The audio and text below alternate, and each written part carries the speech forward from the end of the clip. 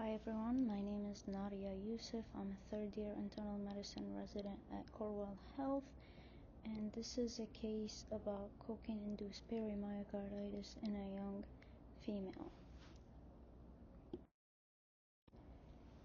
Cocaine-induced myocarditis is an uncommon presentation of cocaine toxicity. However, cocaine is known to have cardiotoxic effects on the heart, ranging from myocardial ischemia to direct toxic effect on myocytes, leading to myocarditis and cardiomyopathy.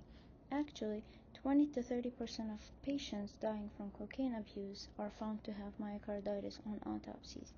Also, active users have been found to have myocarditis evidence on biopsy, which is not commonly done when people are diagnosed with myocarditis, as it rarely actually affects the management of these patients.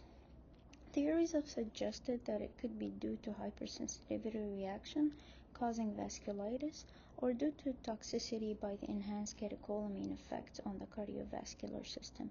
However, the actual mechanism by which cocaine causes endocarditis is still not known. In this case, we describe a 35-year-old female with no cardiac history and with a history of cocaine use who presented with cardiogenic shock secondary to cocaine-induced myocarditis. The patient was admitted to the CCU and treated with standard heart failure therapy as well as inotropic support and diuretics. In our case, we highlight the importance of recognizing cocaine as a cause of myocarditis in young adults with no cardiac history, and our objective is to present the approach to diagnosis of myocarditis, treatment of myocarditis secondary to cocaine use. The patient is 35-year-old female with past medical history of hypertension, asthma, bipolar disorder, schizophrenia, and cocaine use, who presented with nausea, vomiting, pleuritic chest pain, shortness of breath, and orthopnea. She also complained of cough, paroxysmal nocturnal dyspnea, and foot swelling of 2 to 3 weeks duration. Vital signs on presentation were notable for blood pressure of 144/125, heart rate of 98, temperature normal at 98, respiratory rate of 19, and oxygen saturation of 100 on room air. Initial blood work showed elevated BNP to 2,618. High sensitivity troponin was elevated to 1,195, and repeat trended up to 1,341. CRP was elevated at 14, which was not remarkable, and ESR was normal. There was no leukocytosis or eosinophilia on CBC. Hemoglobin was stable at a baseline of 12.2. Lipase and alk phos were checked because of pleuritic left upper abdominal pain, and they were unremarkable, with mildly elevated alkaline phosphatase. Kidney function and hepatic functions were normal. EBV, CMV, HIV, parvovirus, COVID, RVP, syphilis, chlamydia trachomatis, and Neisseria gonorrhea, as well as hepatitis panel, were all negative. ANA was negative, so no reflux was obtained, and thyroid function test was normal. Initial imaging showed EKG with sinus rhythm and frequent PVCs. Chest X-ray was suggestive of cardiomegaly and pulmonary vascular congestion. Echo showed an EF of 20%, global hypokinesis with minor regional wall motion abnormalities, as well as a large thrombus at the apex of the left ventricle. It also showed akinetic apical segments, mild to moderate tricuspid regurgitation, as well as mild mitral regurgitation. There was also minimal pericardial effusion on the echo. CTA was obtained to rule out coronary disease as a cause of cardiomyopathy. The CTA showed normal coronaries. It also showed small to moderate pericardial effusion and small right pleural effusion.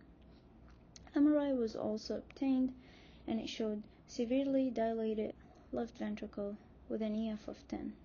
There was large late enhancement in the basal inferior wall in a mid-myocardial pattern, as well as mid to apical inferior wall, extending the full thickness. These two areas were not contiguous. The pattern was not suggestive of ischemia.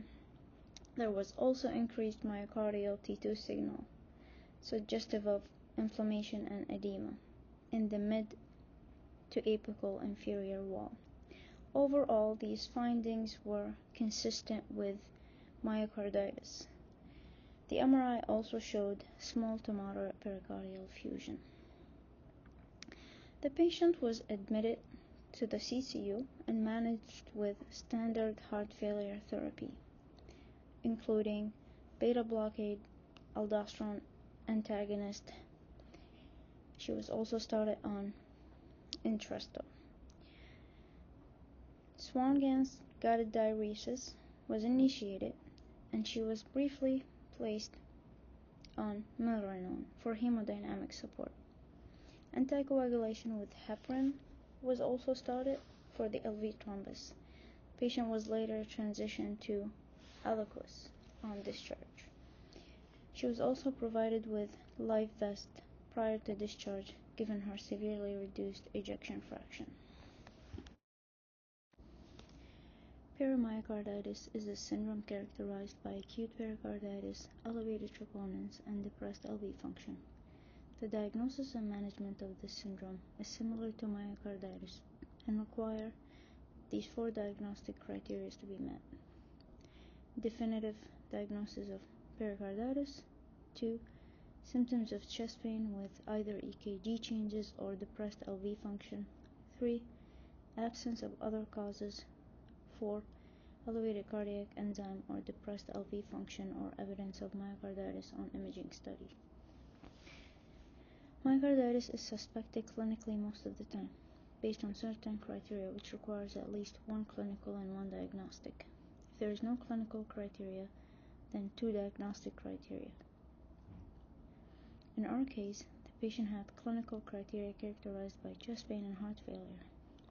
Diagnostic criteria included elevated troponins, PVCs on EKGs, abnormal LV and RV function, pericardial effusion, intracavitary thrombus, and tissue characterization by cardiac MRI. Diagnosis also requires ruling out significant coronary disease, hyperthyroidism, valvular and congenital heart disease. Mechanism of injury in cocaine use include sympathomimetic effects by blocking the uptake of biogenic amines. Second mechanism is stimulation of alpha-1, beta-1, and beta-2 receptors by increasing the level of norepinephrine. And this leads to peripheral and cardiac vasoconstriction.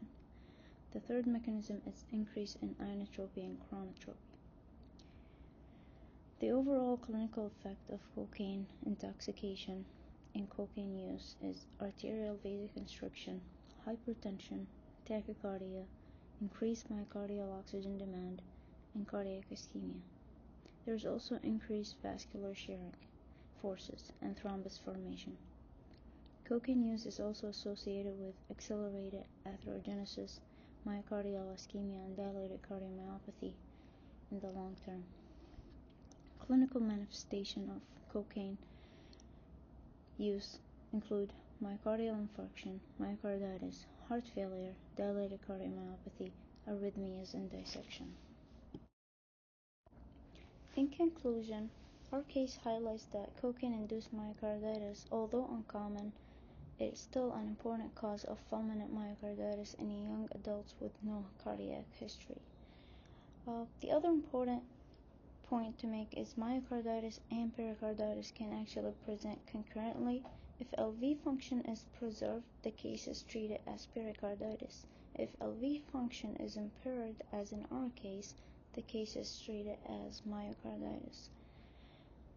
MRI and CTA in these patients are crucial to help rule out ischemic causes of cardiomyopathy and to support the diagnosis of myocarditis. The treatment of cocaine myocarditis is similar to the treatment of heart failure therapy with reduced ejection fraction and includes the use of beta blockers, angiotensin converting enzymes, and aldosterone antagonist. Sometimes the use of anticoagulation is needed if there is thrombus formation in the setting of severe dilation of the ventricles. Inotropic support is sometimes needed in people presenting with severe hemodynamic compromise, as in our case, and these can be done by milrinone or dobutamine. And endomyocardial biopsy is rarely done in cases of myocarditis unless the patient failed to respond to the initial treatment, or there are certain causes of myocarditis that are suspected and can only be diagnosed by doing an endomyocardial biopsy.